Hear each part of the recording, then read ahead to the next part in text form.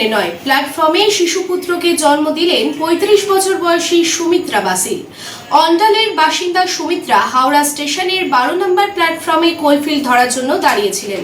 সঙ্গে ছিলেন তার কন্যা সন্তানও। সেই সময় প্রসব যন্ত্রণা হয়।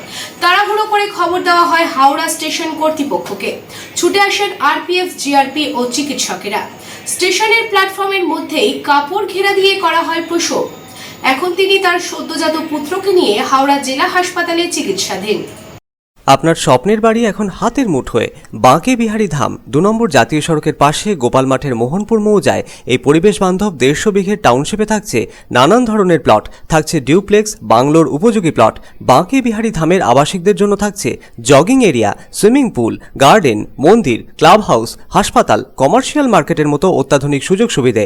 বাঁকে বিহারী ধাম থেকে মাত্র ৫ মিনিটে পৌঁছে যাবেন অন্ডাল বিমানবন্দরে। তাই আর দেরি না করে যোগাযোগ করুন। সাইট অফিস বাঁকে বিহারী ধাম, গোপাল মাঠ, দুর্গাপুর ১৭।